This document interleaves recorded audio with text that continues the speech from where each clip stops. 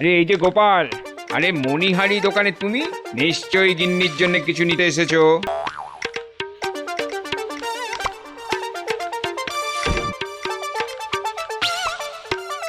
এই দেখো কেমন রেশমের শাড়ি এসেছে, একদম কম দামে তোমায় দিয়ে দেবো। কেন? নাহলে তোমার পোষাবে কি করে? না না, তোমার ক্ষতি হোক তা আমি চাই না, চললাম।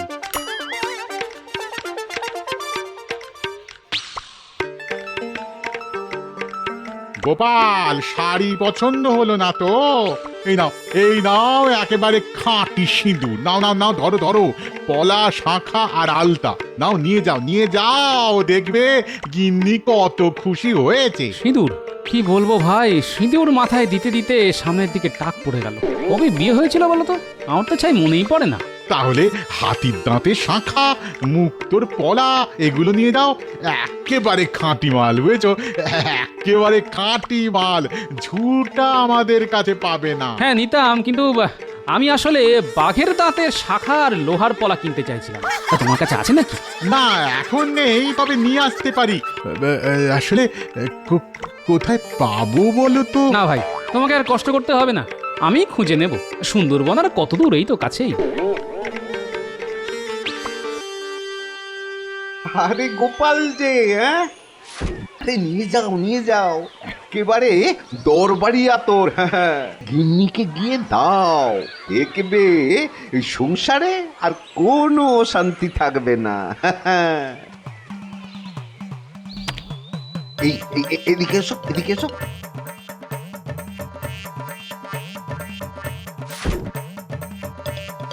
এই তোমার গায়ে এক ফোঁটা মাখিয়ে দিলাম, নাও। চমৎকার, গন্ধে একেবারে চারদিক মম করছে। গিন্নি নিশ্চয়ই খুশি হবে। একেবারে রাধা হয়ে তোমার পিছু পিছু ঘুরবে। আর এর গুণ কি জানো? 1 মাস এর গন্ধ থাকবে। তা দেবো নাকি? হ্যাঁ, 2-1 শিশি দেবো? না না, এক শিশেই দাও, শেষ হয়ে গেলে পরে আবার নেওয়া যাবে।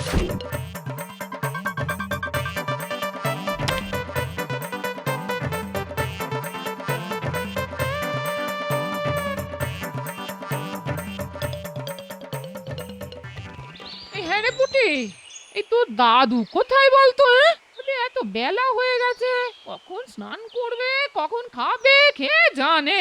আর চিন্তা করতে হবে না গিন্নি, শুধু নিজে আসিনি, তোমার জন্য যা এনেছি সেটা একবার দেখো, মন একেবারে খুশি হয়ে যাবে। এই ছোটদের সামনে না দিক্ষেরা করতে হবে না। হ্যাঁ, আহ দিদা, দাদু কি এনেছে সেটা একবার দেখোই না, কত শখ করে এনেছে বলো তো। এই কেমন জিনিস এনেছি গিন্নি? এত দাম দিয়ে আদর কিনে আনার কোনো মানে আছে? মোহরগুলো সব খরচা করে এলে। আরে তোমার জন্য মোহর কেন, আমি জীবনটা পর্যন্ত দিয়ে দিতে পারি গিন্নি। ওটি আমার গামছাটা দে, স্নান করে আসি।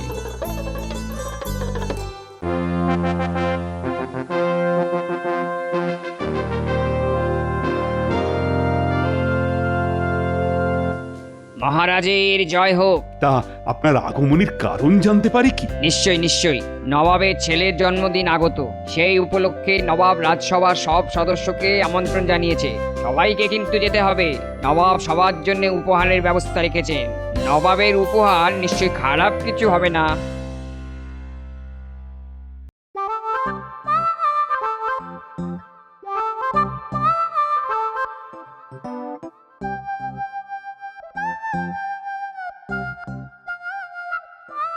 আরে গোপাল, এত বড় খুশির দিনে তুমি আজ দেরিতে এলে।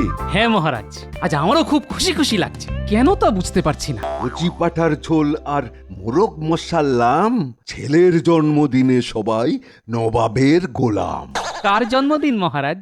কিছুই তো বুঝতে পারছি না। মহারাজ, নবাব কি সবাইকেই নেমন্তন্ন করেছেন?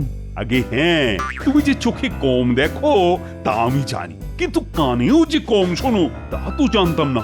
না মানে গোপাল গেলে নবাব যদি ফতুর হয়ে যায় তখন তো খাজনা বেশি দিতে হবে, তাই কথাটা মহারাজকে জানিয়ে দিলাম। মহারাজ, আমি কিন্তু এখনো বুঝিনি আনন্দের সংবাদটা কি। আরে সেটাই তো বলা হয়নি, নবাবের ছেলের জন্মদিনে আমাদের সবার নিমন্ত্রণ মুর্শিদাবাদে।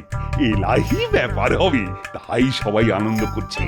আসলে এই খাওয়া দাওয়ার সঙ্গে যে নবাব সবাইকে উপহারও দেবেন তা নিশ্চয়ই সবার পছন্দ হবে। ও তাই বলুন, এখনো যাওয়াই হয়নি, শুধু উপহারের কথা শুনেই সবাই এত আনন্দ করছে। তবে আগেই এত আনন্দ করার কোনো কারণ নেই মহারাজ, আগে যাওয়া হোক, তারপর না হয় মন খুলে আনন্দ করা যাবে।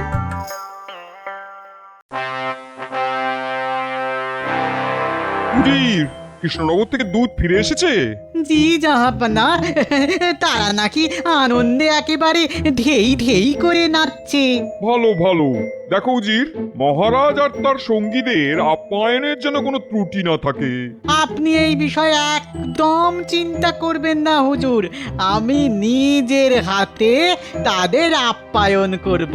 আচ্ছা, এই গোপাল আসছে তো? মনে তো হয় না। আসলে গোপালের জন্য এমন একটা উপহার আমি ঠিক করে রেখেছি যা ভূভারতে কেউ কাউকে দেয়নি। আমি সেরকম কিছুই গোপালকে দিতে চাই। দেখবে আমার সাম্রাজ্যের কোণে কোণে সেই উপহারের কথা ছড়িয়ে পড়বে।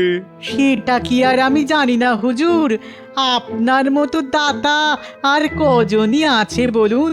আসলে গোপালকে আমি খুব পছন্দ করি, বুঝলে? ওর চেহারাটা মনে পড়লেই আমার খুব মজা লাগে। এই গোপাল হাসলেই সবার কেমন জানি হাসি পেয়ে যায়, কেন বলো তো?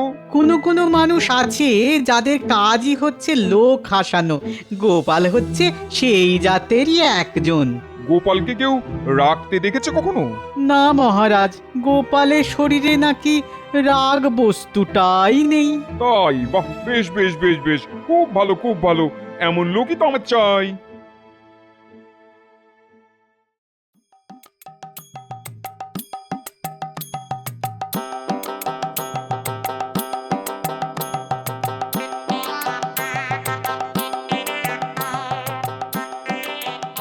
বাহ, গন্ধে দেখছি ঘর একেবারে ভরপুর হয়ে আছে। বলেছিলাম গিন্নি, এই আতর একবার গায়ে মাখলে বারবার মাখতে হবে। কি গন্ধ! মন একেবারে খুশ হয়ে আছে। জানো দাদু, দিদা তোমার আসার সময় হয়ে গেছে দেখে একটু আগে গায়ে আতর মেখেছে। এই এই পুটি, এই বড্ড পাকা হয়ে গেছিস না? যা এখান থেকে পালা। হ্যাঁ, তা তো পালাবই। দাদু, তুমি এখন আতর মেখে দিদার সঙ্গে গল্প করো, আমি আসি।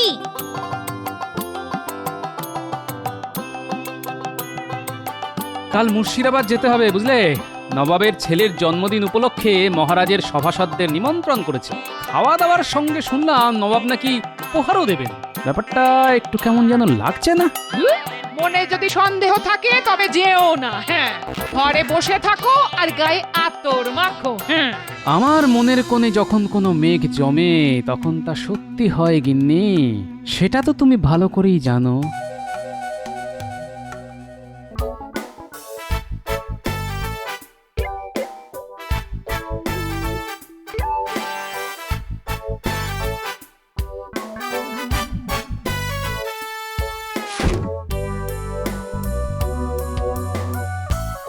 মহারাজকে স্বাগতম।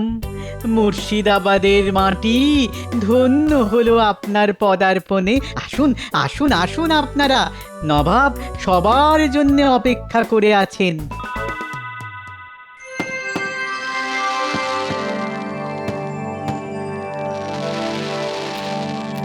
কেমন দেখছেন মহারাজ? নবাবের ছেলের জন্মদিন যা দেখছি তা আগে কখনো দেখিনি, সেটা কিন্তু সত্যি কথা। অপূর্ব, অভূতপূর্ব, অদ্বিতীয়, বলে যাও মন্ত্রী, বলে যাও। তোমার ভাষা তো চমৎকার। মানে ভয়ঙ্কর, নিদারুণ, নিকৃষ্ট। থামো বেয়াদব, আমার আলোর বাজি নিকৃষ্ট। মহারাজের মন্ত্রী বলে ক্ষমা করে দিলাম। আসলে জাহাপনা, মন্ত্রীমশাই বাংলাটা ভালো জানেন না, সংস্কৃতেও মহাপণ্ডিত। মন্ত্রীমশাই, নবাবের সঙ্গে সংস্কৃত ভাষায় কথা বলুন না, উনি এই ভাষাটা খুব ভালো বোঝেন। না না না না, এই ফালতু লোকটার সাথে আর কথাই বলা যাবে না। মন্ত্রী যতদিন এখানে থাকবে একটাও কথা বলবে না, মুখ খুললেই একেবারে শুলে। মহারাজ এবার বোধহয় উপহার দেবেন নবাব, না?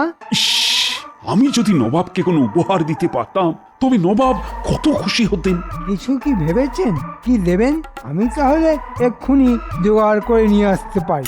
না, উপহার আমার সামনেই আছে। তোমাকে আমার খুব ইচ্ছে নবাবকে উপহার হিসেবে পাঠাই, কিন্তু নবাব কি নেবে তোমায়? আপনি বলে দিলেই নেবে, একটু প্রশংসা করে দেবেন, নবাব নিশ্চয়ই বেশি মাসোহারা দেবেন। হ্যাঁ, তা দেবেন, কিন্তু রোজ একবার করে প্রাণদণ্ডও দিতে পারেন। এতবার মরলে বাঁচবে তো? না না, তবে গোপালকেই দিয়ে দিন। ভেবে দেখতে হবে। চুপ, নবাব আসছেন। সবাই ভাবছেন এই গোপালকে কোনো কিছু দেওয়া হলো না। আসলে গোপালের জন্য আমি এমন উপহার রেখেছি যার সমতুল্য কোনো উপহার ভারতে নেই। খুলে দেখো গোপাল, তোমার জন্য কেমন উপহার জোগাড় করেছি।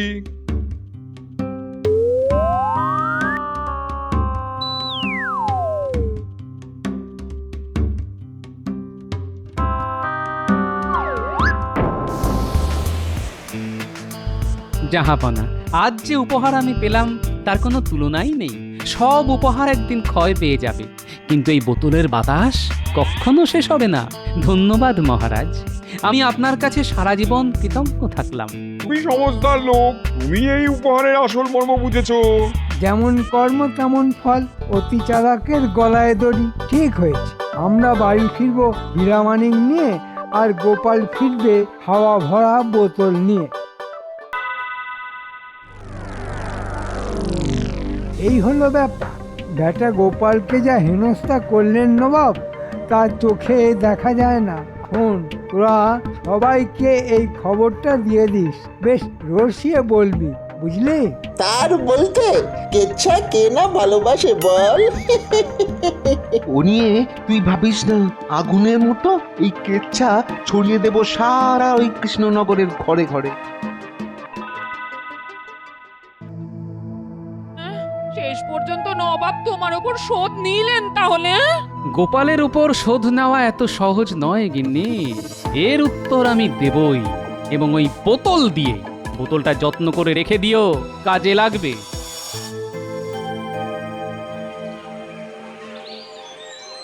ও খুড়ো, শুনেছ কাণ্ডটা? কোন কাণ্ডটা বলতো? স্বয়ং নবাব গোপালের মুখে ঝামা ঘষে দিয়েছেন। কি করে কি করে? নবাবের ছেলের জন্মদিনে মহারাজ তো সবাইকে নিয়ে গিয়েছিলেন মুর্শিদাবাদে। সেখানে সবাইকে দামি দামি উপহার দিয়েছেন নবাব, কিন্তু গোপালকে কি দিয়েছেন জানো? কি করে বলবো? হাওয়া ভর্তি খালি বোতল।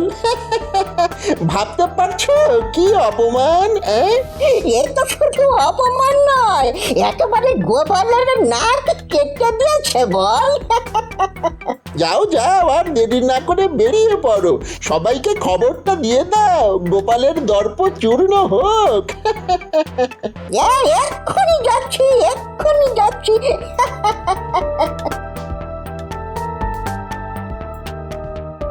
আর কান পাতা যাচ্ছে না, কান পাতা যাচ্ছে না। সবাই তোমার অপমান নিয়ে এত কথা বলছে, আমি আর পাড়ায় বেরোচ্ছি না। হ্যাঁ, এর পেছনে মন্ত্রীর হাত আছে। সে লোক লাগিয়ে চারদিকে আমার অপমানের খবর ছড়িয়ে দিচ্ছে। ঠিক আছে, এক মাঘে শীত যায় না, আমিও দেখিয়ে দেব।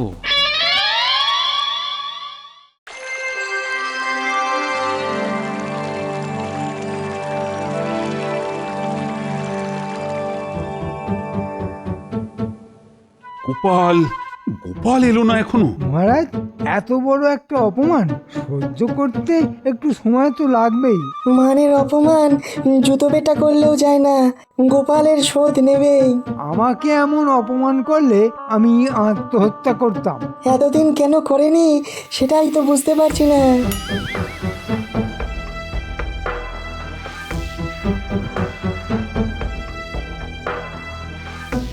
কি ব্যাপার গোপাল, মন মেজাজ খারাপ? তাতে কি হয়েছে?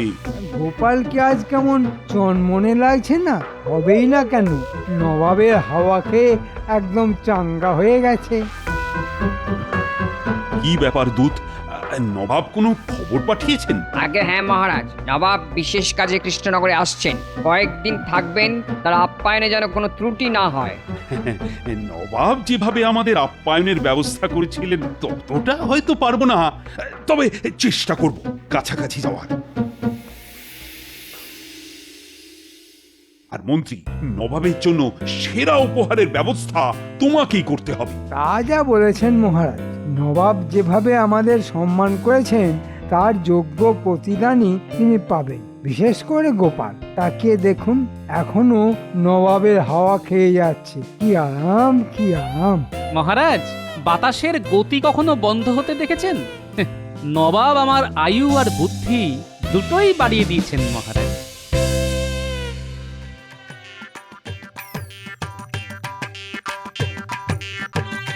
সেদিন যে আতর দিয়েছিলে না, ভোলা যায় না। এখন আমাকে অন্য রকমের আতর বানিয়ে দিতে হবে। অন্য আতর? কেন, গিন্নির পছন্দ হয়নি? না না, তা নয়, গিন্নির ব্যাপার নয়।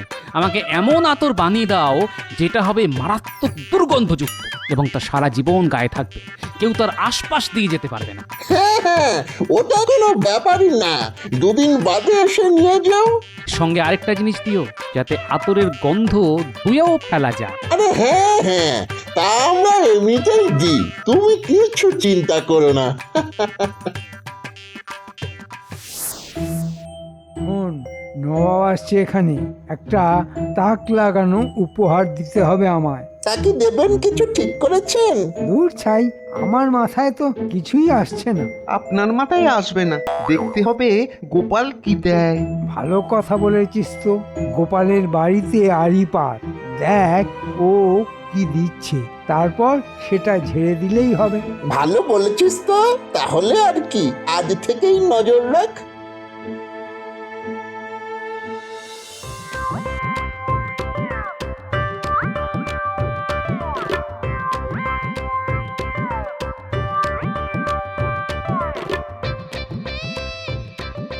বলি নবাবের দেওয়া বোতলে করে কি নিয়ে এলে গো? আতর, আতর। নবাবকে খুশি করার জন্য আতর বানিয়ে নিয়ে এলাম। আগেরটার চাইতেও ভালো গন্ধ। একবার লাগালে গন্ধ আর যাবে না। নবাব খুশ হয়ে যাবেন, দেখে নিও। শুনলি তো, গোপাল নবাবকে আতর দিচ্ছে। বোতলটা ঝেড়ে দিয়ে মন্ত্রীকে দিয়ে দেব, ব্যাস মন্ত্রী মশাই। ওরে বাপ রে বাপ, তেষ্টায় বুকের ছাতি ফেটে গেল। বাড়িতে এতটুকু জল নেই। গিন্নি জল আনতে গেছে, কখন যে আসবে কে জানে। জল এনেছো? দাও দাও দাও দাও দাও, আমার বুকের ছাতি ফেটে চৌচির হয়ে গেল। আমি সেই দূরের ইদারা থেকে জল নিয়ে আসবো আর উনি জল খেয়ে আমায় উদ্ধার করবে না? গিন্নি, তৃষ্ণার্তকে জল নিয়ে এত কথা শুনিও না, তাহলে নরকেও স্থান হবে না। এখানে আমি কোন স্বর্গে আছি যে নরকের ভয় দেখাচ্ছ? এখন এই জল খেয়ে মুখটা বন্ধ করো। আমি আবার কি মুখ করলাম? আরে তোমার মুখ দিয়ে তো আগুন বেরোচ্ছে গিন্নি। আমার জল খাওয়ার ইচ্ছেটাই চলে গেল। অনেক নাটক হয়েছে, এবার জল খেয়ে আমার স্বর্গে যাওয়ার ব্যবস্থা করো।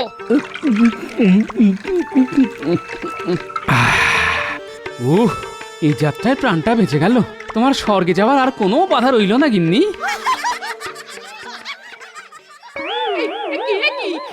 কলসি জল একাই খেয়ে নিলে?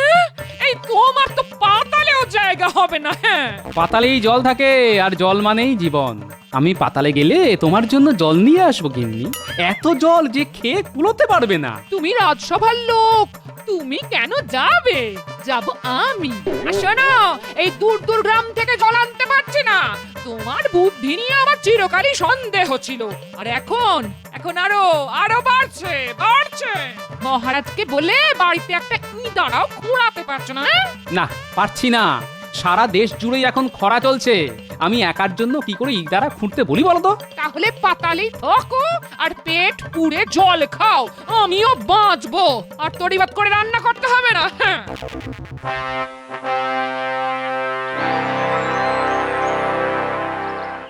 কি আজ এত কম পথ কেন? রান্নার দাসে আসেনি? আসবে না কেন? তো জল না থাকলে রান্নাটা হবে কোথা থেকে?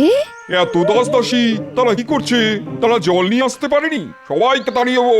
বসে বসে মাইনে নেওয়া চালাকি হচ্ছে। তুমি নবাব হয়ে জানো না রাজ্যে জলের হাহাকার চলছে? আমাকে সব জানতে হবে এমন কোনো কথা নেই। আজ আর খাওয়ার রুচি নেই। আরে জলটা তো খাবে, নইলে বদ হজম হবে। এটা জল না নর্দমা থেকে নিয়ে আসা হয়েছে? এত ঘোলা জল। আমি নবাব না গোলাম? এটাই সবাই খাচ্ছি। পরিষ্কার জল কোথায় পাবো? সব তো শুকিয়ে গেছে। এতটুকু জল নেই কোথাও জাহাপানা। এই জল খাওয়ার চাইতে বিষ খাওয়া ভালো। জলের ব্যবস্থা না করা পর্যন্ত আমি আর জলই ছোবো না, এই আমি বলে রাখলাম। জাহাপানা, জলের খবর আমি কোথা থেকে পাবো? আপনার উজির কি কিছুই জানে না? এটা মন্দ বলনি তো।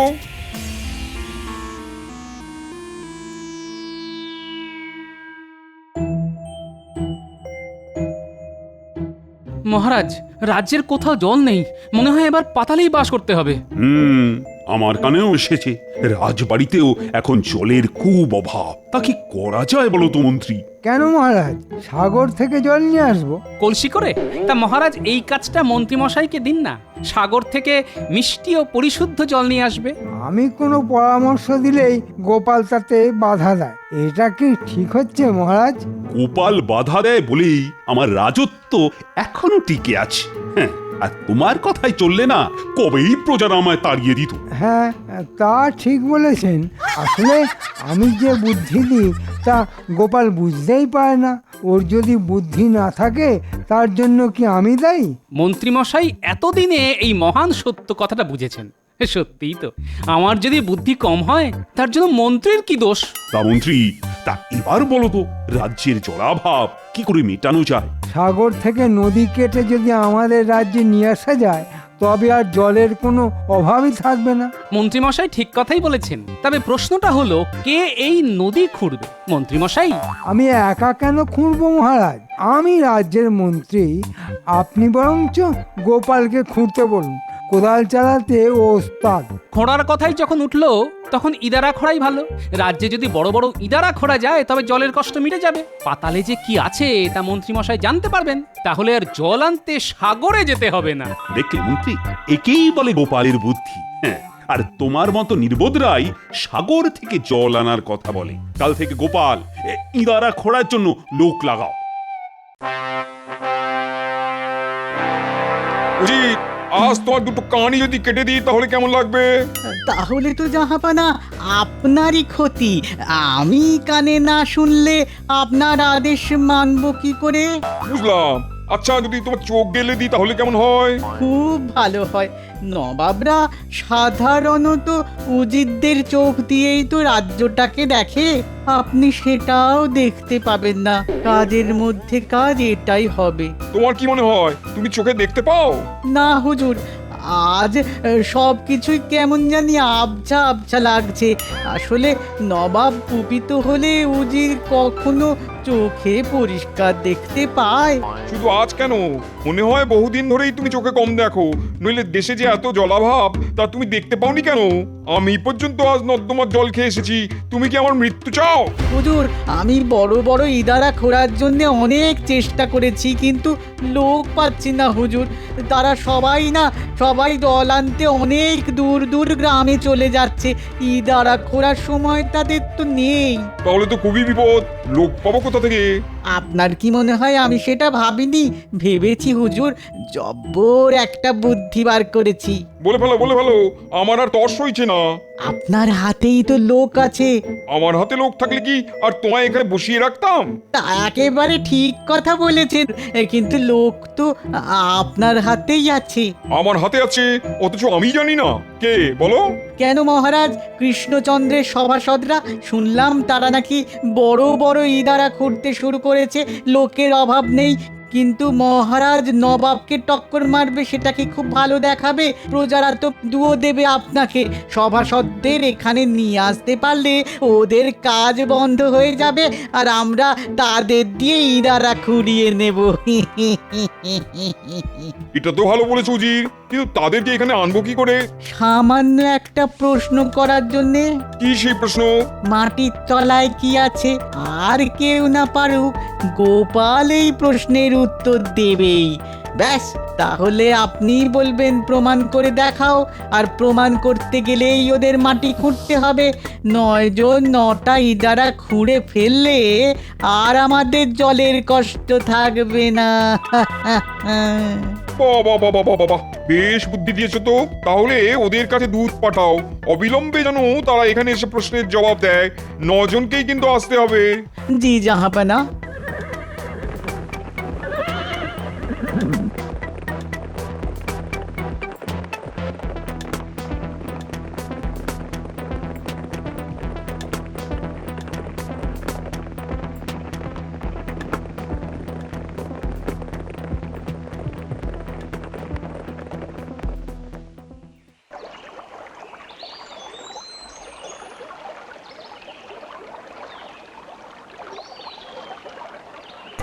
মন্ত্রী, তাহলে আশা করতে পারি তো আজ থেকেই ইঁদারা খোঁড়ার কাজ শুরু হয়ে যাবে?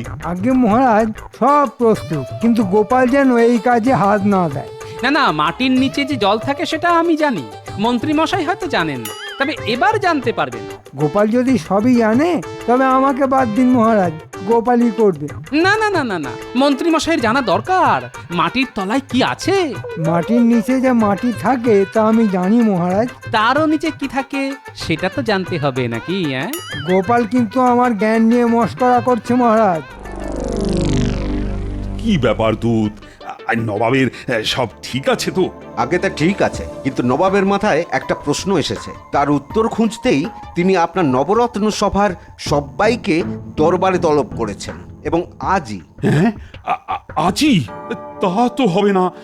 মানে আজ থেকে আমার এখানে ইঁদারা খোঁড়ার কাজ শুরু হবে, তা আজ কিভাবে যাব? তা তো জানি না মহারাজ, তবে নবাবের আদেশ কখনো এদিক ওদিক হয় না।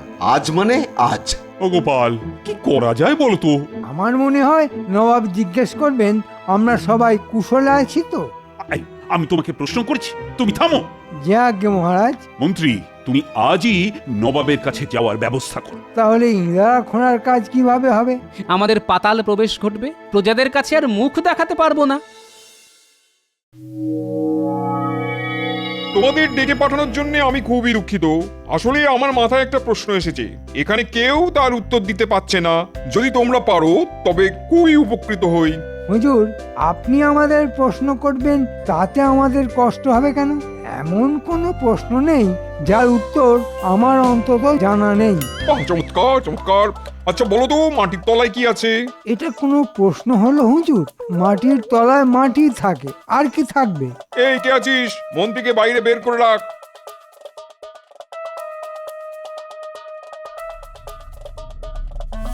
এবার বিজ্ঞানী, আপনি বলুন মাটির তলায় কি থাকে? মাটির তলায় কেন হুজুর? খনিজ পদার্থ থাকে। এই বিজ্ঞানীকে ধরে রাখ।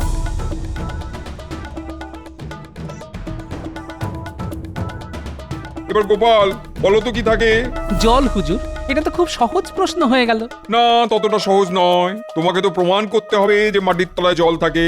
হুজুর, মাটি খুঁড়লেই তো তা প্রমাণিত হয়ে যাবে। সেটা বোঝার মতো বুদ্ধি আমার আছে, কিন্তু তোমাদের তা খুঁড়ে দেখাতে হবে যে মাটির তলায় জল পাওয়া যায়। হ্যাঁ হ্যাঁ, তাই করে দেখাতে হবে। তাই হ্যাঁ, তাহলে এদের মাটি খোঁড়ার ব্যবস্থা করা হোক। হ্যাঁ তাই করো। শোনো গোপাল, যদি জল না বের করতে পারো তবে কিন্তু তোমাদেরও বন্দি করে রাখা হবে আজীবন।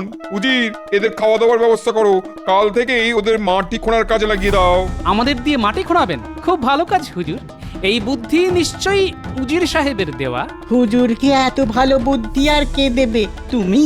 না না না, আপনার মতো বুদ্ধি কি আর আমার আছে? থাকলে তো আপনার জায়গায় আমিই থাকতাম। এখন কথা চালে আর সময় নষ্ট করে লাভ নেই। কাল সকাল থেকেই মাটি খোঁড়ার কাজ শুরু হবে। আর হ্যাঁ, 9 জনকেই প্রমাণ করতে হবে যে মাটির তলায় জল আছে। কি উজির, ঠিক বলছি তো?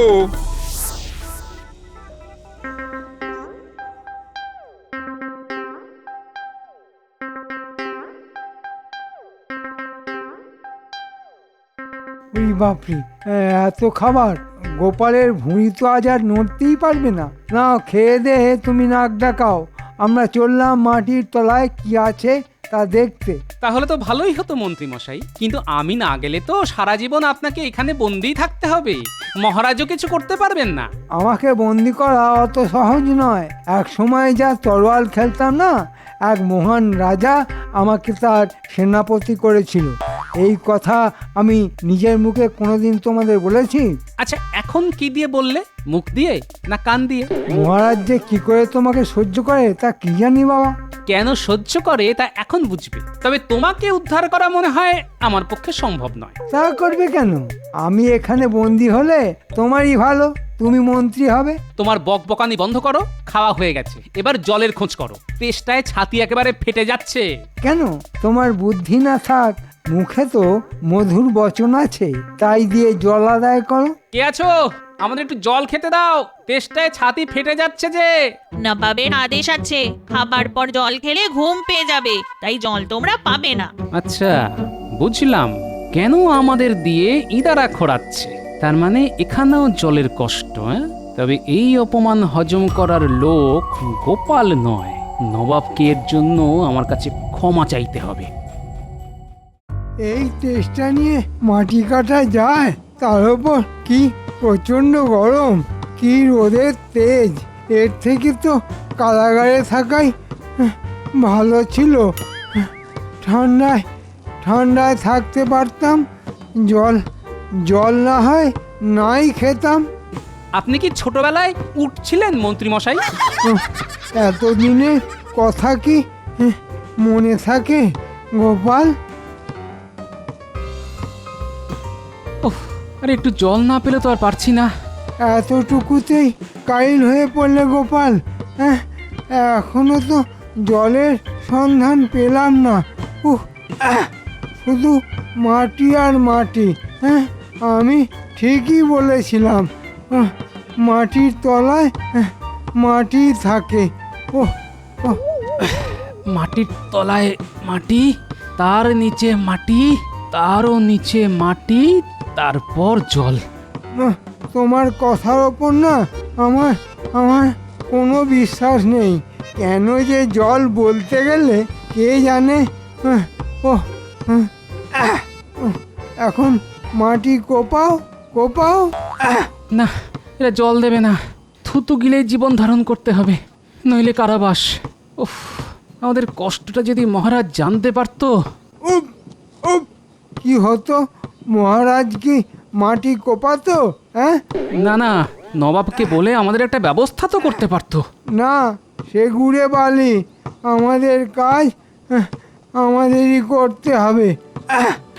অনেকটা খুঁড়ে ফেলেছি, এবার ধারগুলি কেটে কেটে সিঁড়ি বানাতে হবে, নইলে নিচে নামতে পারবো না।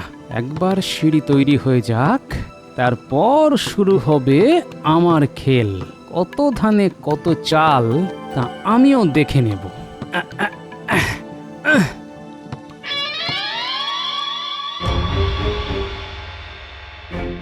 একটা ব্যাপারে কিছুতেই শান্তি পাচ্ছি না। কি ব্যাপারে মহারাজ? আপনি কি গোপালদের কথা বলছেন?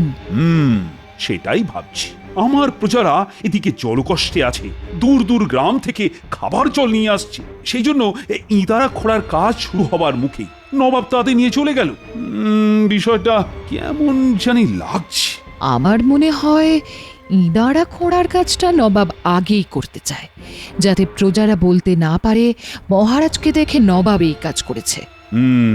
আমারও তাই মনে হয়, কিন্তু একটা ব্যাপারে না খটকা রয়ে যাচ্ছে। কি ব্যাপারে খটকা মহারাজ? আমার নবরত্নের সব সদস্যকে কেন ডেকে পাঠালো? এর পেছনে কি কোনো চক্রান্ত আছে? থাকলে আপনি কি করবেন মহারাজ? তবে চিন্তা করবেন না, গোপাল যখন সঙ্গে গেছে ওরা গর্বের সঙ্গেই ফিরবে।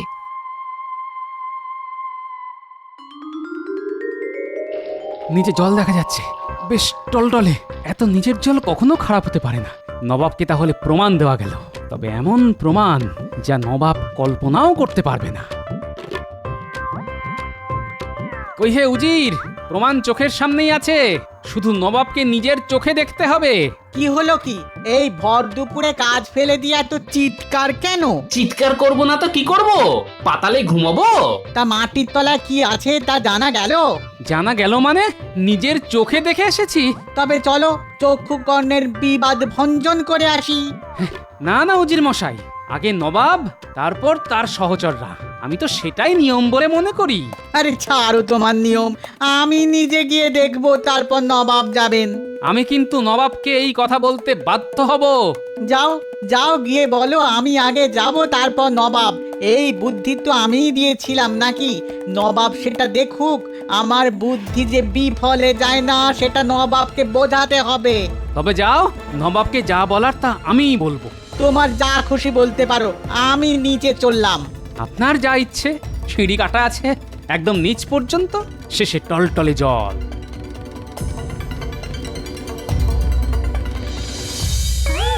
উরে বাপরে, উরে বাপরে, এই যে পাতালের দিকে চলেছি। কে আছো?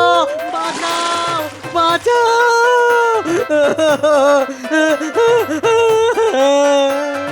বুঝেছি বুঝেছি, এতদিনে জল পেয়ে বাঁচলে তাই তো? আমি এক্ষুনি নবাবকে খবর দিচ্ছি। উজিরটা গেছে, এবার নবাবের পালা। মজা দেখাচ্ছি আমি। আমার নাম গোপাল। হুজুর, হুজুর শিগগির আসুন। মাটির নিচে কি আছে তার সন্ধান আমি পেয়েছি। টলটলে জল, একেবারে পরিশুদ্ধ। ওহ, প্রাণ ভরে খেয়েছি। আপনি নিজে একবার সেই জলের স্বাদ নিন। হ্যাঁ হ্যাঁ হ্যাঁ, আমি এক্ষুনি যাচ্ছি, কিন্তু উজির কোথায় গেল তাকে তো দেখতে পাচ্ছি না। উজির সাহেব তো জল খাচ্ছে, ইদারা নিচে নেমে গেছে। কতবার বললাম নাববেন না, নাববেন না, আগে নবাবকেই জল খেতে দিন। তো আমার কথা শুনলই না, উল্টে বলল ছাড়ো নবাবের কথা, চাচা আপন প্রাণ বাঁচা বলে ইদারা সিঁড়ি দিয়ে নিচে নেমে গেল। বড্ড পার বেড়েছে উজিরের, এবার ওর কানটাই কেটে নেবো। যাকে আমার আর তর্স হচ্ছে না, তাড়াতাড়ি চলো। কতদিন পরে ভালো জল পান করবো।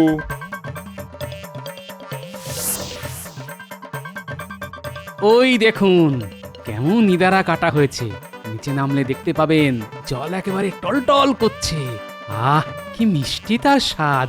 আপনি আগে নামুন হুজুর, তারপর আমি আসছি। বাঁচাও, বাঁচাও, বাঁচাও, বাঁচাও, নিচে কাউকে নামাও, বাঁচাও। উজিরের গলা মনে হচ্ছে বেটা বলছে নাকি? কি আর বলবে, বলছে বাঁচলাম, নবাবকে নিচে আসতে বলো। আমি আসছি, ওর মজা দেখাচ্ছি। এবার নামুন হুজুর, সিঁড়ি বেয়ে বেয়ে।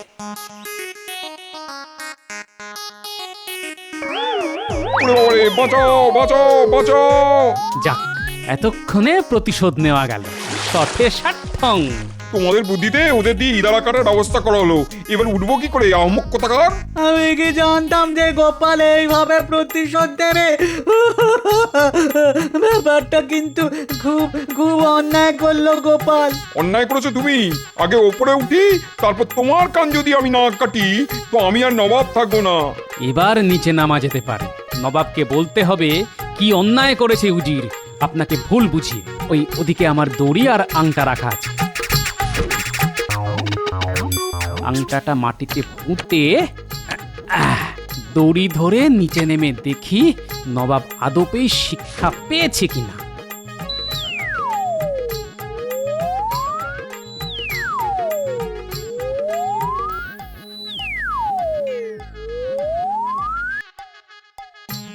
গোপাল, তুমি এসেছো? এসো ভাই, আমাদের বাঁচাও। এই ঠান্ডা জলে বেশিক্ষণ থাকলে সর্দি গরমি হয়ে আমাদের মরতে হবে। আমাকে ওপরে ওঠাও ভাই। একটা কথা মনে রাখবেন হুজুর, চালাকির দ্বারা কোনো মহৎ কাজ হয় না। আমরা রাজসভার পারিষদ, আমাদের দিয়ে এই কাজ না করালেও পারতেন। খুঁজলে ইদারা কাটার লোক আপনি পেয়ে যেতেন নবাব বাহাদুর। ঘাট হয়েছে গোপাল, এবার আমাদের ওপর তোলো। লক্ষ্মীটি সোনা, একটা শর্তে, যে নখানা ইদারা আপনি আমাদের দিয়ে কাটালেন সেখান থেকে রোজ 9 ঘড়া জল আমাদের বাড়ি পাঠাতে হবে। রাজি? নিশ্চয়ই নিশ্চয়ই, এটাও এমন কি কথা? আপনি কিন্তু কথা দিলেন। নবাব কথা দিলে কিন্তু তার ফেরানো যায় না। তা কি আর আমি জানি না ভেবেছো গোপাল? সব জানি। এই মরকট উজিরটাকে না তাড়িয়ে আমি ছাড়বো না।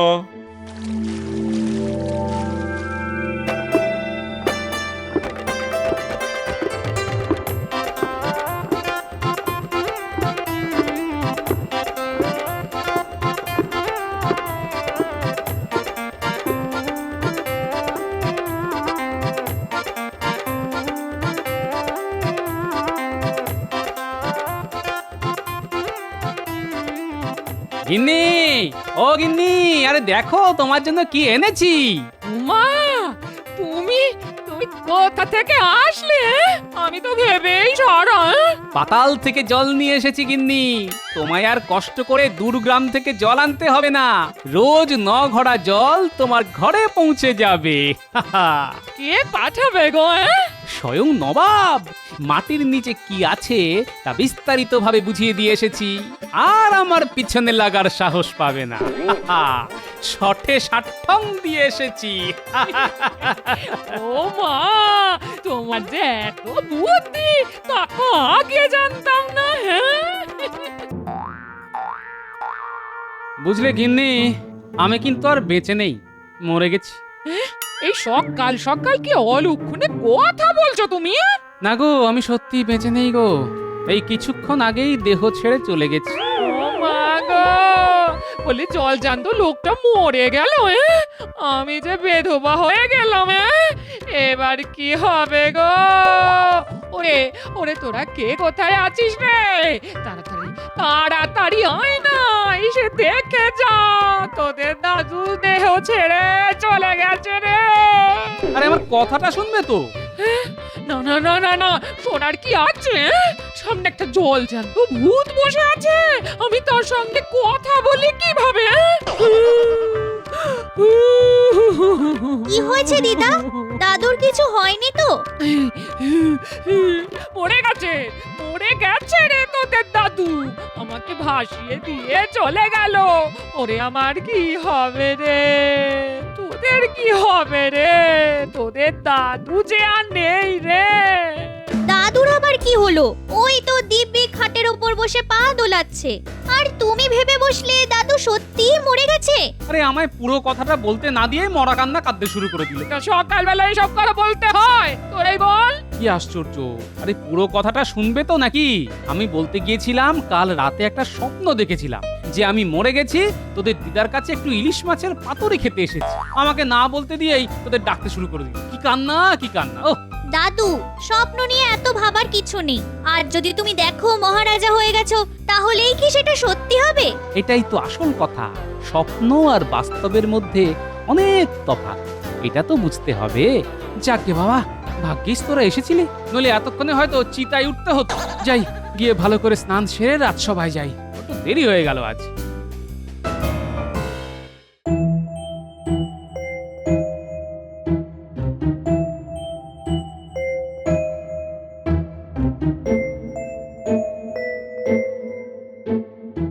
কি ব্যাপার?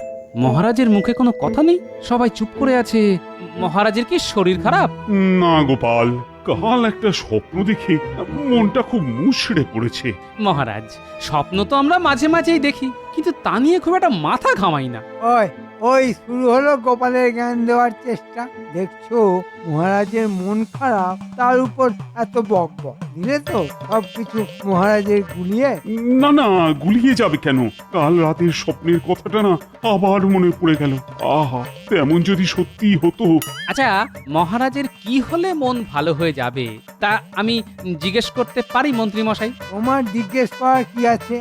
আমি মহারাজের মন্ত্রী, আমি এখনো পর্যন্ত কোনো প্রশ্ন করিনি, আর উনি এলেন মহারাজকে প্রশ্ন করে বিরক্ত করতে। মন্ত্রী, কি হচ্ছে? গোপাল, তুমি প্রশ্ন করতে পারো। যথাজ্ঞা মহারাজ।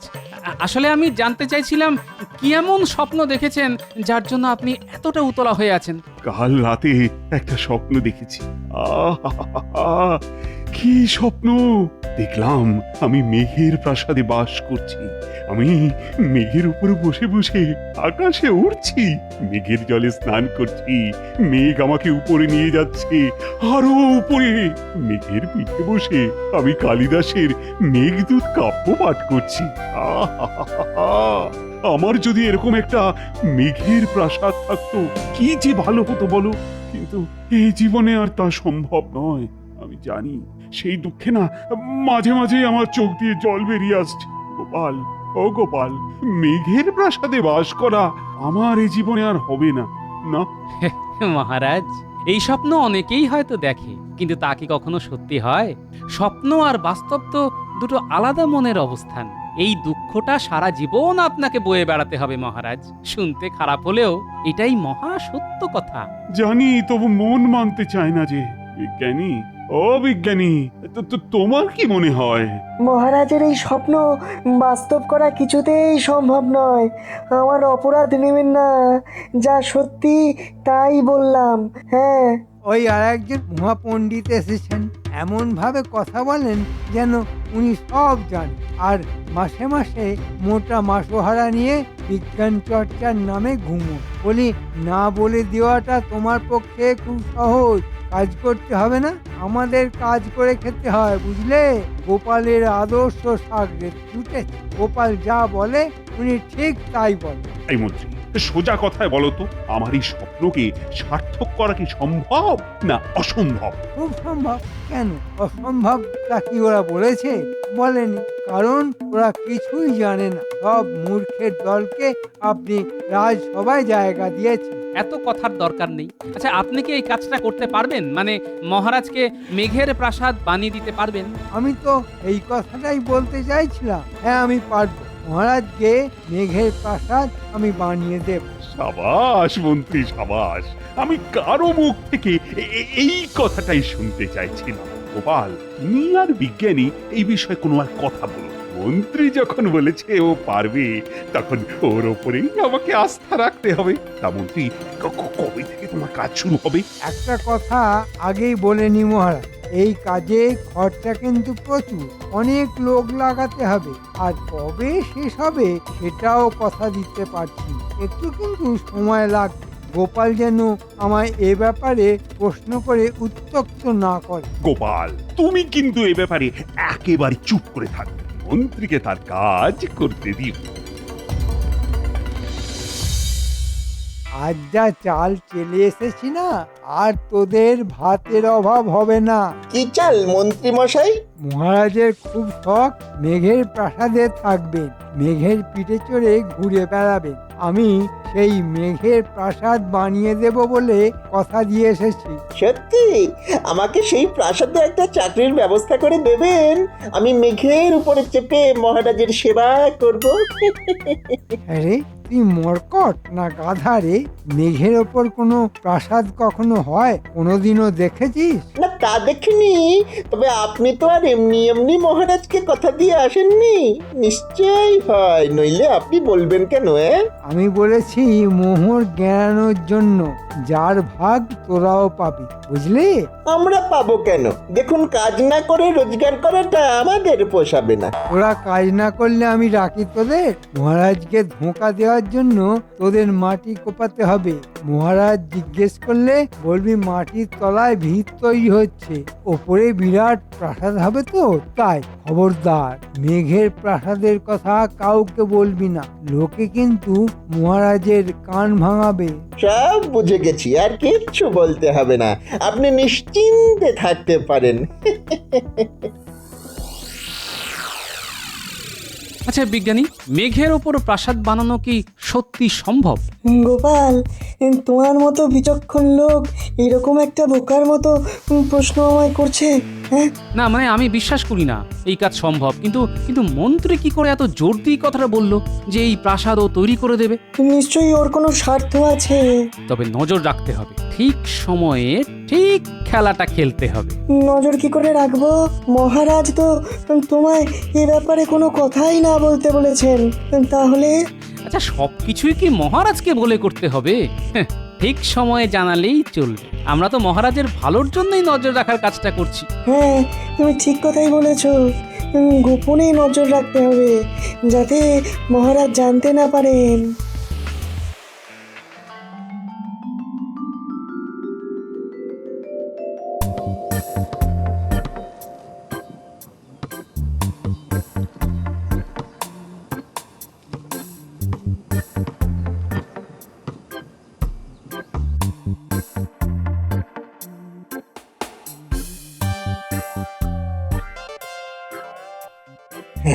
ভালো করে মাটিটা খোঁড়, একদম মাটির তলা পর্যন্ত, যতদূর পারিস।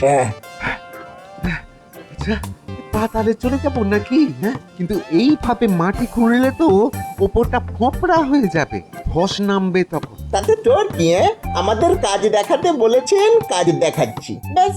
আমাদের কিন্তু এইখানেই থেমে যাওয়া উচিত, আর নিচে নামা ঠিক হবে না। কিন্তু মন্ত্রী কি আমাদের মোহরের ভাগ দেবে? নাকি নিজে নিয়েই কেটে পড়বে? না দিয়ে কেটে না পড়ে আবার। সে তো কেটেই পড়বে। আজ না দেখিয়ে মোহর রোজগার করা কি ওই মহারাজের নজর এড়িয়ে যাবে? হ্যাঁ, বেটা মন্ত্রী কিন্তু ওই দেশ ছেড়ে পালাবে। কাজ আর এমনিতেই হবে না, এখানেই শেষ। আর কোথায় কাজ করবি? তুই নাকি ওই মেঘের প্রাসাদে চাকরি করবি? হ্যাঁ, মেঘের পিঠে চড়ে মহারাজের সেবা করবি? সে যখন বলেছিলাম তখন বলেছিলাম, এখন আর বলছি না। আগে মোহর, পরে কাজ। আজ আকাশটা দেখেছেন মহারাজ? মেঘে মেঘে একাকার হয়ে আছে, কি সুন্দর তাই না? হ্যাঁ, আমিও দেখেছি কি সুন্দর মেঘের খেলা। তা মন্ত্রী, আমার মেঘের প্রাসাদ কত দূর? মহারাজ, কাজ এগোচ্ছে। এখন ভিত খোঁড়ার কাজ চলছে, সেটা দেখার কিছু নেই। যখন দেখার মতো অবস্থা হবে আমি আপনাকে তা দেখাতে নিয়ে যাব। মনে রেখো মন্ত্রী, জলের মতো মোহর খরচা হয়ে যাচ্ছে, আর কাজ যদি ঠিক মতো না হয় আমাকে প্রজাদের কাছে তার জন্য কিন্তু জবাবদিহি করতে হবে। তবে আজকেই শেষ দিন। হ্যাঁ, মোহর না পেলে আর একটাও কোদালের কোপ মারব না। হ্যাঁ, এই আমি বলে দিলাম। না, ব্যাপারটা শোন, আমরা যদি উপাস দিয়ে বেরিয়ে যাই তবে হয়তো মেঘের দেশে চলে যাব। কি মজা হবে বলতো? দেখ, আষাঢ় শ্রাবণ সব চলে গেল, আর আমরা মাটি খুঁড়েই চলেছি। এখান থেকে মেঘ দেখাই যাচ্ছে না, আর মন্ত্রী বানাবে মেঘের প্রাসাদ। তোর কি মাথা খারাপ হয়ে গেছে? হ্যাঁ, কত মোহর ওই মন্ত্রী গেড়িয়েছে জানিস? হ্যাঁ, না, আমার সামনে তো গেড়াইনি, কি করে বলবো? মন্ত্রী কি এদেশে থাকবে মনে হয়? ঠিক পালাবে দেখবি। আমরাও পালাবো তাহলে। পালিয়ে কি ওই কলা খেয়ে বাঁচবি? হ্যাঁ, হাতে মোহর পাবো, তারপর পালানোর কথা ভাববো। মেঘের প্রাসাদে কোথায় এত মোহর লুকানো আছে তা আগে খুঁজে বার করতে হবে। আর তোরা সারা নগরে তল্লাশি চালা, কোথায় এই প্রাসাদের কাজ হচ্ছে। হ্যাঁ, তা আমরা কালকেই খুঁজে বার করব। কিন্তু তুমি লুকোনো মোহর বার করতে কোথায় যাবে? কেন, মন্ত্রীর বাড়িতে গিয়ে বলবো লুকোনো সোনার মোহর বার করে দাও, ওরা সেটা বার করে আমার হাতে দিয়ে দেবে, ব্যাস।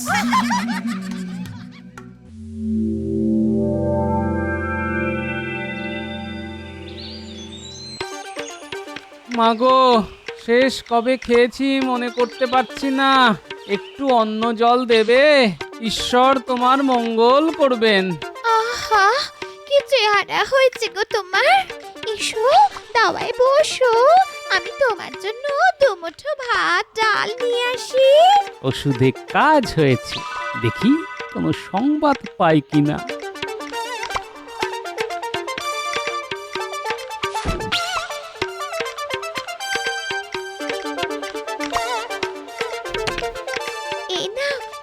এই নাও বাবা, যতটুকু হাড়িতে ছিল সবটা দিলাম, ভালো করে পেট ভরে খেও। আর ভাত নেই না, হাড়ি একেবারে উপুর করে দিয়েছো, তাই তো? আগে হ্যাঁ বাবা, তোমার পেট ভরেনি না? আসলে অনেক দিনের খিদে তো, ওইটুকু ভাতে ভরবে কি করে? তুমি ওঠো না, আমি নতুন হাঁড়িতে ভাত বসিয়ে দিচ্ছি, নইলে এই হাঁড়ি আবার মাজতে হবে। এঁটো হাঁড়িতে ভাত আমি বসাই না, তিথি নারায়ণের মতো। তার উপর তুমি এতদিনের অভুক্ত। তুমি একটু বসো, আমি এক্ষুনি ভাত বানিয়ে আসছি, এক্ষুনি।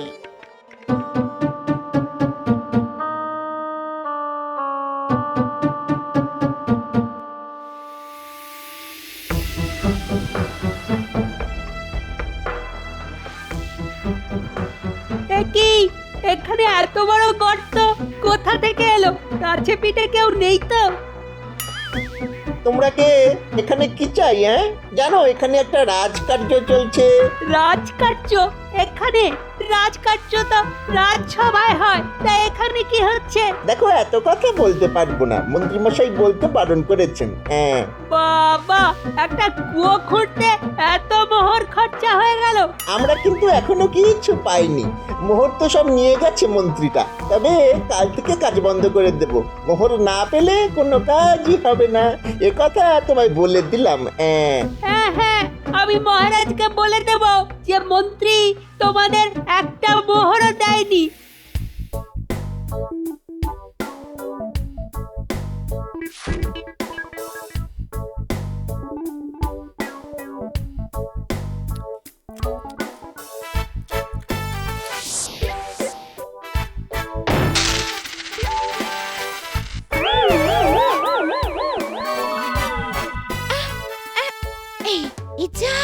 মোহরগুলো যে বেরিয়ে পড়লো, লোকটা দেখেনি তো। ভিখিরি মানুষটা মন দিয়ে খাচ্ছে, মোহরগুলো নিশ্চয়ই দেখতে পায়নি। আর দেখলেও বাকি, মন্ত্রীর বাড়িতে মোহর থাকতে পারে না।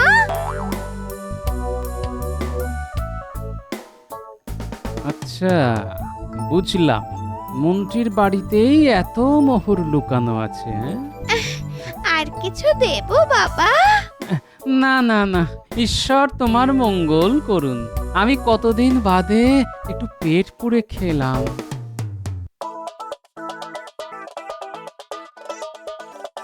আজ নিজের চোখে দেখে এলাম দাদু, মেঘের প্রাসাদ বানানোর নামে একটা গর্ত খোঁড়া হচ্ছে, আর সেখানেই বোধহয় মোহর লুকানো আছে।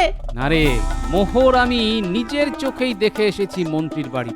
শোনো গিন্নি, তোরাও শোন, কাল সকালে সোজা রাজসভায় গিয়ে সবাই মিলে মরা কান্না কাঁদবি, বলবি আমি মারা গেছি।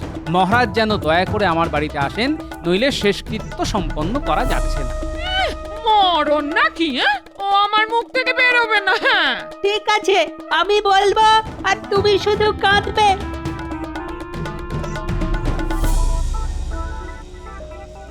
কি গোপাল আজ আসেনি? কেন কেন কেন? গোপালের কিছু হয়নি তো? গোপালের আবার কি হবে? সেই পেট খারাপ হয়েছে।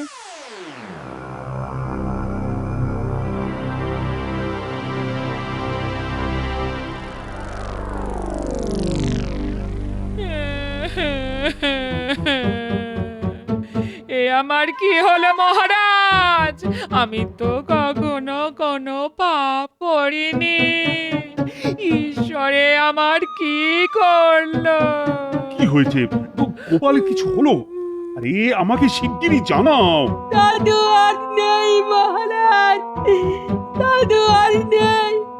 কাল রাতে দাদুকে কালো জাদু এসে গলা টিপে মেরে গেছে। আজ সকালে দিদা তা দেখেই আমাদের খবর দিল। দয়া করে আপনি একবার চলুন, নইলে যে দাদুর শেষকৃত্য করা যাচ্ছে না। কি বলছো এসব? গোপালকে হত্যা করা হয়েছে? কারা এসব করলো? মন্ত্রী, কার এত বড় সাহস যে গোপালকে হত্যা করতে পারে? মন্ত্রী তুমি এক্ষুনি সবাইকে নির্দেশ দাও, যেভাবেই হোক গোপালের হত্যাকারীকে আমার চাই। আর এখন চলো আমরা সবাই মিলে গোপালের বাড়ি যাই।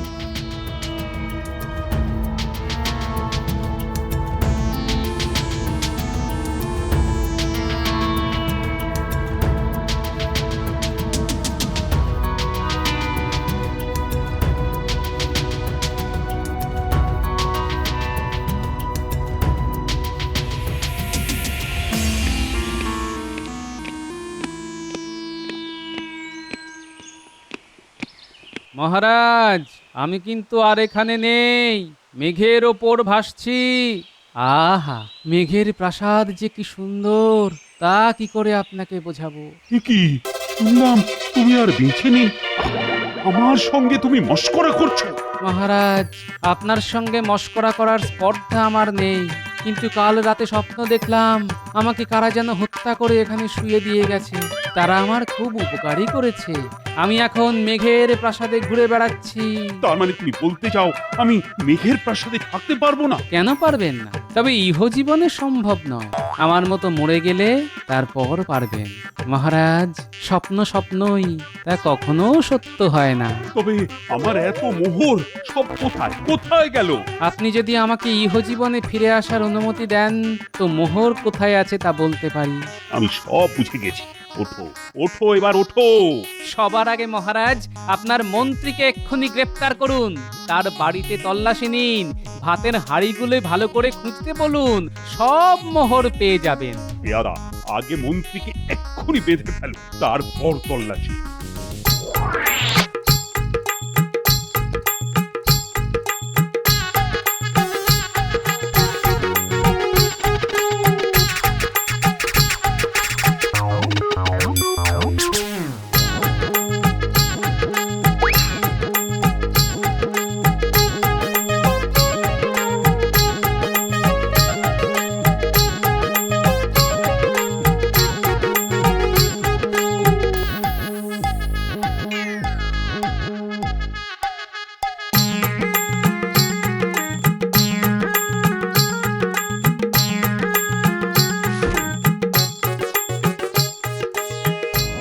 বেটা, ভাতের হাঁড়িতে পর্যন্ত সোনা রেখেছে, একদিন দেখবি না খেতে পেয়ে মরবে।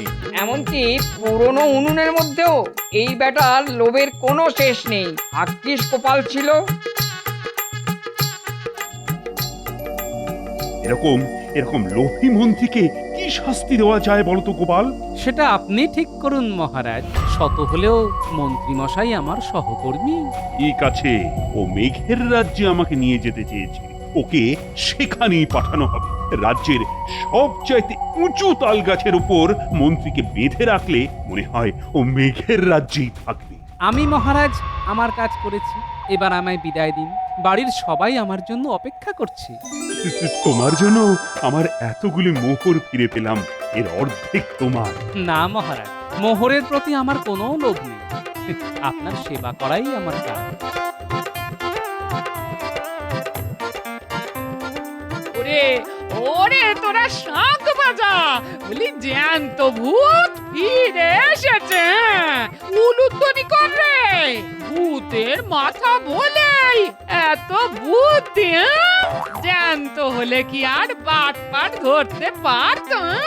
আমি ভূত হয়ে তোমার ঘাড় মটকালে কি তুমি খুশি হতে? বালাই সব, তুমি ভূত হলে তোমায় ভূতনি হতে হতো। ঘরের ভূত ঘরে ফিরে এসেছে, এর চাইতে বেশি কিছু আমি চাই না।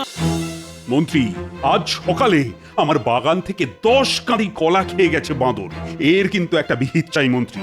বাঁদরের বাঁদরামি আমি মেনে নেব না, এই আমি স্পষ্ট বলে দিলাম। মহারাজ, আপনার রাজসভাতেই যদি বাঁদরের বাদরামি বাড়তে থাকে তাহলে আর রাজ্যে পারবে না কেন? আমার রাজসভায় যে কে বাঁদর তা তোমাকে বলতেই হবে।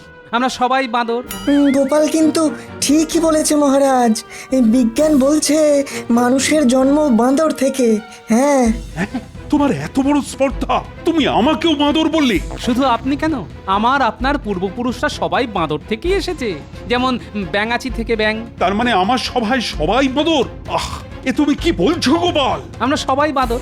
আচ্ছা মহারাজ, ওই বাঁদরের দিকে ভালো করে তাকিয়েছেন, দেখবেন কেমন যেন মানুষ মানুষ দেখতে, হাবভাবে একেবারে মানুষের মতো। গোপাল, তাহলে আমার রাজসভায় কতজন বাঁদর আছে? সবাই খারাপ বাঁদর নয়, কেউ ভালো বাঁদর চেয়ে নিয়ে খায়, আর কোনো কোনো বাঁদর আছে যারা কেড়ে নিয়ে খায়। এখন আবার কিছু নতুন বাঁদর এসে জুটেছে। মহারাজ, গোপাল কিন্তু আমাকে বড্ড অপমান করছে। ও যদি নিজে বাঁদর হয় তবে বাঁদরামির সমস্যা গোপাল নামের বাঁদরটাকেই দেওয়া হোক। মহারাজ, বাঁদরের বাদরামি কি করে বন্ধ করতে হয় তা আমি জানি, আপনি এ ব্যাপারে কোনো চিন্তা করবেন না। তাহলে তুমি সবার সামনে কথা দিয়ে বাঁদরের বাঁদরামি তুমি বন্ধ করবে, তাই তো? যথা আজ্ঞা মহারাজ। আজ তুমি যা দিলে না, মন্ত্রী মুখ একেবারে বাংলার 5 করে দিলে।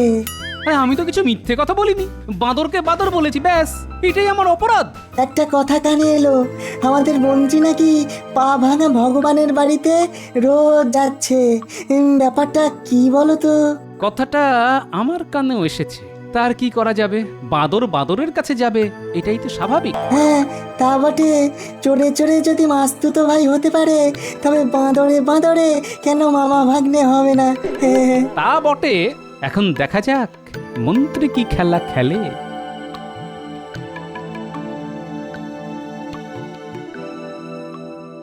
আয় আয়, তোরা যে আসবি আমি জানতাম। না এসে উপায় আছে? একটা কাজ আছে, তাই তোদের খোঁজ করছিলাম। কাজ ছাড়া কি আমাদের খোঁজ করে বলুন? বড় বড় কথা না বলে আগে কাজের কথাটা শোন। বলুন মন্ত্রী মশাই, আমরা তো শুনতেই এসেছি। হ্যাঁ, তোরা বাঁদর সাজতে পারবি? বাঁদরকে আপনি বাঁদর সাজাবেন? আরে গাধা সাজতে বলিনি, এটাই তোর ভাগ্য, তাহলে চার পায়ে হাঁটতে হতো। আচ্ছা, এত পশু থাকতে হঠাৎ গাধা কেন? মহারাজের বাগানে হঠাৎ করে বাঁদরদের খুব উৎপাত শুরু হয়েছে, আর এই বাঁদর তাড়ানোর দায়িত্ব দেওয়া হয়েছে গোপালকে। গোপাল আমায় বাঁদর বলে অপমান করেছে, ভাবতে পারিস? এর একটা বিহিত করতেই হবে। শোন, আমার মাথায় একটা বুদ্ধি এসেছে।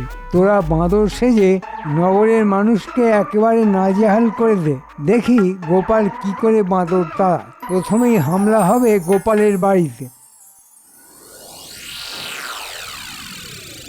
আজ রাজসভায় মন্ত্রীকে ঘুরিয়ে বাঁদর বলেছি, এর শোধ ও নেবেই। তাই রাতে সকলেই আমরা জেগে থাকবো। আমার জামাই যখন এসেছে, তখন জামাই তোমাকে আমার সাথেই থাকতে হবে। নিশ্চয়ই শ্বশুর মশাই, আমি আপনার পাশেই আছি। বাঁদরকে বাঁদর বলাই উচিত, কিন্তু আমাদের উপর কিরকম প্রতিশোধ নেবে সেটাই তো বুঝতে পারছি না। প্রতিশোধ নেবার একটাই পথ, নগরে বাঁদরের উৎপাত বাড়িয়ে দেওয়া। আর তার প্রথম পদক্ষেপ হবে আমাদের বাড়ি। বাঁদর বাদরামও করবে। তাহলে তো রাত জাগতেই হবে। এই গুলটে পুটি, তোরা আবার ঘুমিয়ে পড়িস না যেন। হ্যাঁ না না, ওরা ওস্তাদ, ওরা আমার বাহিনীর প্রধান সেনাদল, নইলে কি আর এত সমস্যার সমাধান করতে পারতাম? তাহলে তাড়াতাড়ি খেয়ে দে, আমরা ঘুমানোর ভান করে জেগে থাকি, কেমন? হ্যাঁ তাই করো। আমার মন বলছে আজ কিছু একটা হবে। কি হতে পারে?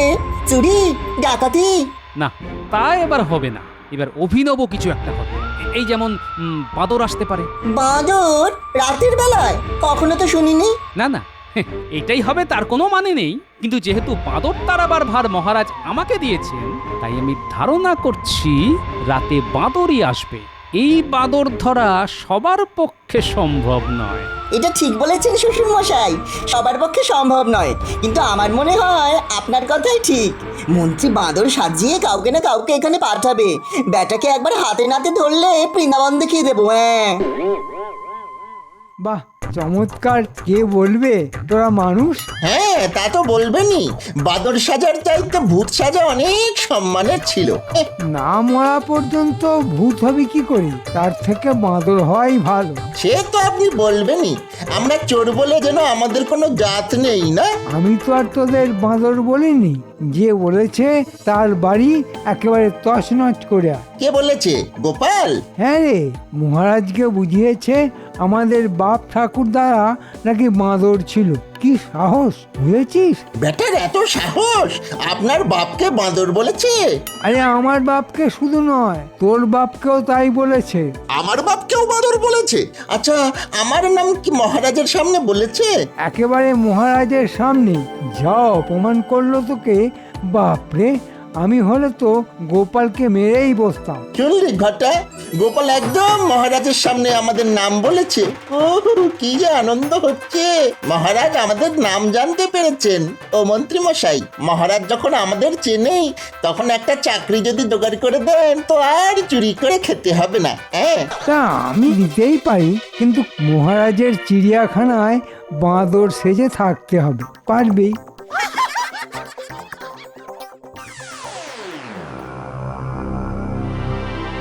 জামাই, এবার ওদের আসার সময় হয়ে গেছে, অনেক রাত হয়েছে। একটা কাজ করা যাক, তোমরা বাইরে বেরিয়ে লুকিয়ে থাকো। ওরা আসলে দূর থেকে ওদের লক্ষ্য রাখো। ঘরে আমি আছি, এখানে যা করার তাই করব। আসবে তো? আমার অনুমান কখনো মিথ্যে হয় না জামাই। আমার মন যখন বলছে আজ রাতেই কেউ আসবে, তখন আসবেই। তোমরা অন্ধকারে লুকিয়ে থাকো, লক্ষ্য রেখো। গোপাল বড় উপকার করেছে রে, মহারাজের কাছে আমাদের নাম বলেছে, তার মানে মহারাজ আমাদের চেনেন। কিন্তু আমাদের যে বাঁদর সেজে থাকতে হবে। থাকলে থাকবো, আর খেতে পড়তে তো পাবো। যদি রোজ কলা খেতে দেয় তবে কি হবে বলতো? এই কথাটা তো মাথায় আসেনি আমার। তোর বুদ্ধি আছে রে ঘটা। আমার আর কি বুদ্ধি রে ঘটা, আমার বাবার যা বুদ্ধি ছিল না, তা তুই কল্পনাও করতে পারবি না।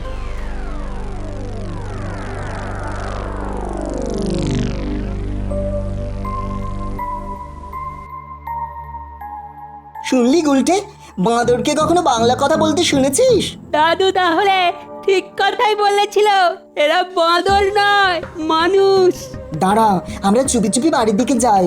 ঘটা একদম কথা বলিস না, চুপ করে থাক। গোপাল দিকে গেলে খুব বিপদ হবে রে। চুপ করে থাক, কথা বলিস না কিন্তু। ইয়ে এসেছিস, ভালোই করেছিস। তবে বাপ ঠাকুরদার নাম ডোবালি রে, নিজের ভাষা ভুলে বাংলায় কথা বলছিস কেন? মানুষের ভাষায় কথা বললে তোমার অসুবিধা কোথায়? হ্যাঁ, তোদের পূর্বপুরুষরা বাংলায় কথা বলতো না, বাঁদরের ভাষায় বলতো রে। বাঁদরের ভাষা তো আমরা জানি না, নিচে নামবো, একটু শিখিয়ে দেবে? এই দেখ দেখ দেখ, চল চল চল চল, পালা পালা পালা। দাঁড়া, আগে লেজটা খুলে রাখি, শুনলি না গোপাল কি বললো? ধর ধর ওকে, ধর ধর, বাঁদর বাঁদর। পালালি কেন? আমরা তো আর চুরি করতে আসিনি, গোপালের কাছ থেকে বাঁদরের ভাষা শিখতে এসেছি। হা, পরে শিখিস, আগে পালা তো পালা। ব্যাটারা পালিয়ে গেল, চল দাদাকে বলি।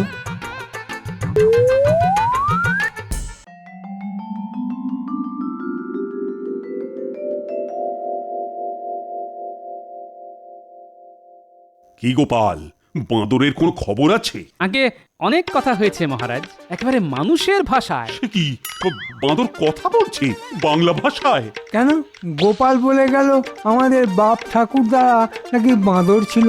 তাই যদি হয় মহারাজ, তাহলে বাঁদরের পক্ষে বাংলা বলাটা কি অসম্ভব? হ্যাঁ হ্যাঁ হ্যাঁ গোপাল, তোমার যুক্তি মেনে নিলে আমার পূর্বপুরুষরা তো বাংলা ভাষাতেই কথা বলবে, মানে সেটাই তো স্বাভাবিক। এই বিষয়টা একদিনে হয়নি, লক্ষ লক্ষ বছর ধরে বাঁদর ধীরে ধীরে মানুষ হয়েছে। হ্যাঁ, আসলে বিজ্ঞানী মহারাজ, লক্ষ বছর আগে কি বিজ্ঞানী জন্মেছিল যে সেই সময়কার কথা মনে আছে? তুমি জন্মেছিলে যে এই সত্যটাকে অস্বীকার করছো? তুমি কি নিজে দেখেছো সেই সময় মানুষ ঘুরে বেড়াচ্ছে? মহারাজ, এই বাঁদরগুলি তাদের লেজ খুলে রেখে গেছে, দেখবেন। এই দেখুন। আরে, এ তো আমাদের খড় আর কাপড় দিয়ে তৈরি হয়েছে মন্ত্রী। তার মানে এরা ঠিক বাঁদর নয়। বাঁদর সেজে যদি এরা নগরে বাঁদরামি করে, তবে তার শাস্তি কিন্তু খুব খুব কঠিন হবে। আরো একটা কথা আছে, আজ পর্যন্ত কোনো বাঁদরকে দেখেছেন রাতে কারো বাড়িতে হামলা করেছে? রাতে কি ওরা চোখে এত ভালো দেখে মহারাজ?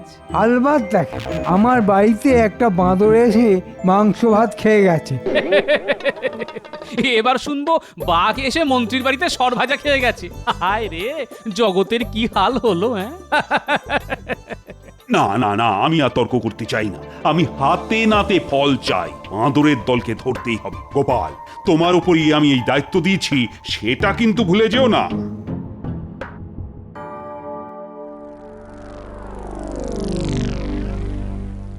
শোন, কেউ যদি বাঁদর সেজে নগরে হামলা চালায়, তবে আমরাও ভালুক সেজে রাতে নগরে ঘুরে বেড়াতে পারবো। উল্টে একটা কাজ কর, শ্যামাপদ বহুরূপীকে আমার সঙ্গে দেখা করতে বল, আমাদেরও ভালুক সাজিয়ে দিতে বলবো।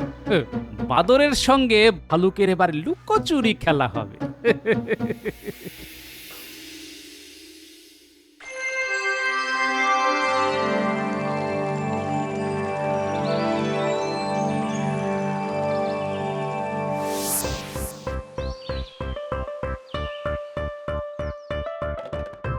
আরে এসো এসো শ্যামাপদ, তোমার হাতের ছোঁয়ায় আমাদের কয়েকজনকে ভাল্লুক সাজিয়ে দিতে হবে। তা তোমার ভাল্লুক সাজার শখ হলো কেন এই বয়সে?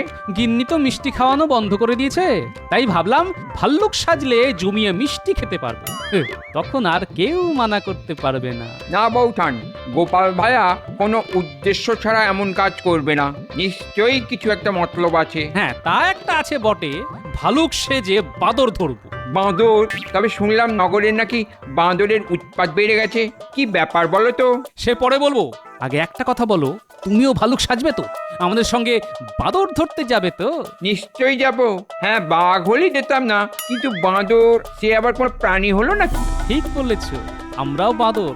বাঁদরের থেকেও বাঁদরামিতে মানুষ অনেক এগিয়ে আছে। যাক, এসব জ্ঞানের কথা বিজ্ঞানীর কাছ থেকে একদিন শুনে নিও। জন্মে সব কথা শুনিনি। হ্যাঁ, আরো বুড়ো হলে হয়তো বলবে, শ্যামাপদ আমাকে বাঁদর সাজিয়ে দাও, আমার বাপ ঠাকুর দাদারা বাঁদর ছিল, আমিও হব, বাঁদরদের সঙ্গেই থাকবো। হ্যাঁ, তাহলেই তো মঙ্গল, তোমার ঘাট থেকে তো নামবো। বলি ওখানে কোন বাঁদরানি পাবে?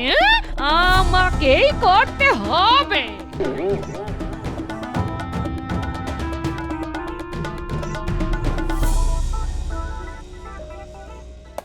তোরা কি দিন দিন মরকট হয়ে যাচ্ছিস? মরকট হতে যাব কেন?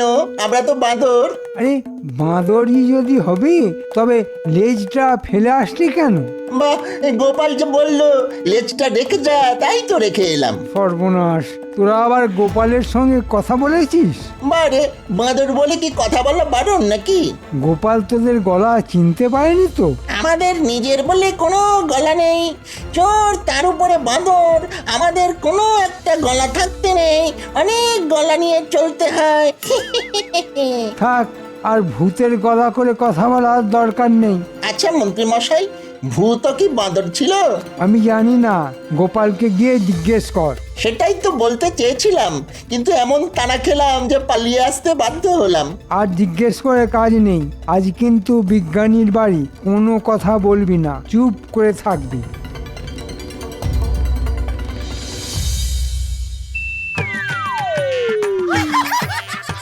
ভাল্লুকের সাজে তোমাকে কিন্তু চেনাই যাচ্ছে না। বাহ বাহ, চমৎকার চমৎকার মানিয়েছে। আসল রূপটা বেরিয়ে এসেছে। এবার থেকে ভাল্লুক সেজেই থেকো। তবে বাজারটা করে দিতে হবে কিন্তু। হ্যাঁ, কি যে বলেন বৌঠান, এই ছদ্মবেশ তো কয়েকদিনের জন্য। বাঁদরের বাঁদরামি বন্ধ করতে পারলেই আপনার গোপাল আপনার কাছেই ফিরে আসবে। কেন থাকুক না, থাকুক না ভাল্লুক সেজে, আমার কাছে আর আসতে হবে না, জঙ্গলে থাকুক। ভীমরতি কাকে বলে? শোনো জামাই আর গুলটে, আমাদের সঙ্গে শ্যামাপদও থাকবে। আজ মনে হয় বিজ্ঞানীর বাড়িতে হামলা হবে, আমরা ওখানেই ভালুক সেজে লুকিয়ে থাকবো। তোরা পাশেই থাকবি, কিন্তু কথা বলবো আমি। হ্যাঁ ঠিক আছে, তাই হবে।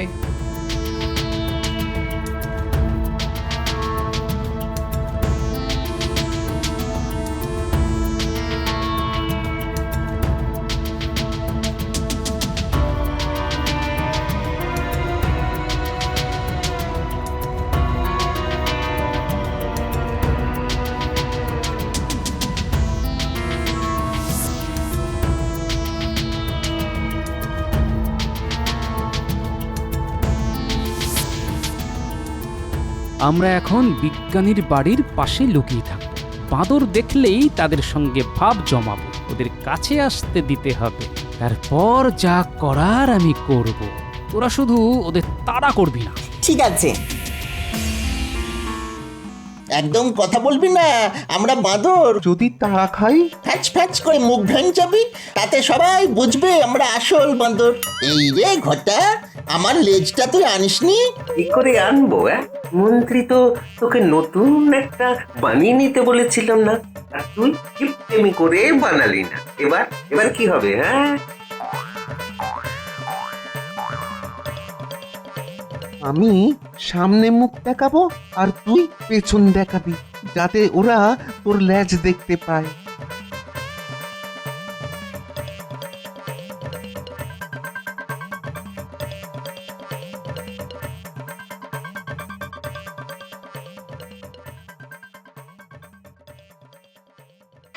যা ভেবেছিলাম, এই দেখ বাঁদরের দল আসছে। হ্যাঁ দেখেছি, আগের দিনের দুটোই আসছে। গোপাল, ওরা কাছে এসে পড়েছে, কি করব?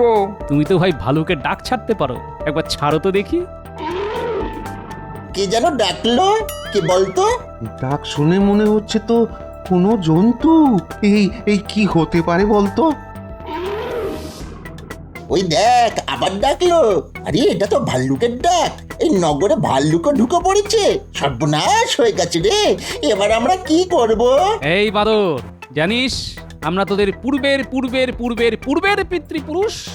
আয় আমাদের প্রণাম করে যা, তোদের এমন শিক্ষা দেব যে আর বাঁদর হয়ে থাকতে হবে না।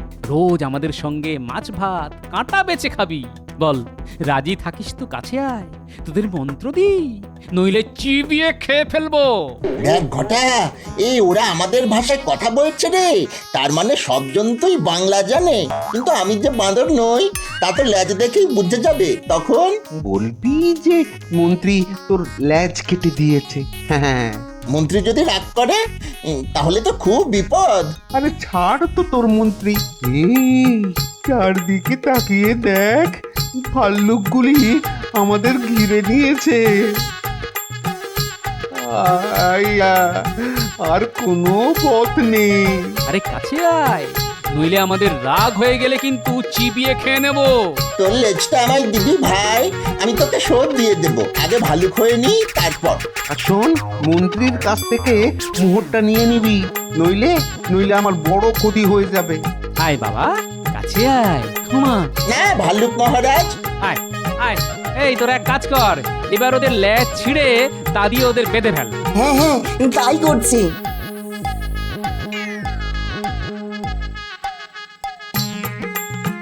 আমাদের লেজ দিয়ে আমাদেরই বাঁধা হচ্ছে, আমাদের অপরাধ কি? না না, তোদের কোনো অপরাধ নেই। বাঁদরের পোশাক না ছাড়ানো পর্যন্ত তোদের তো ভালো খাওয়া হবে না। শুনলাম মন্ত্রীও নাকি বাঁদর হয়ে গেছে। মন্ত্রী বাঁদর হয়ে গেছে? খুব ভালো হয়েছে। বেটা আমাদের ভালুক না বানিয়ে বাঁদর বানিয়ে দিয়েছিল। বাঁদরের থেকে ভালুক কত সুন্দর।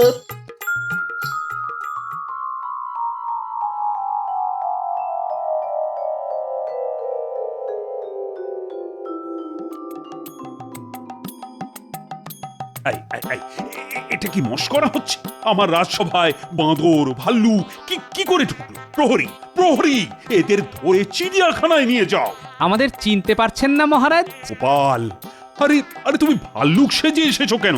আর সঙ্গে দুটো বাঁদরই বা কারা? মহারাজ, ভালুক কি আর শখ করে সেজেছি? বাঁদর ধরার জন্যই ভালুক সাজতে হলো। আমাদের কোনো দোষ নেই মহারাজ।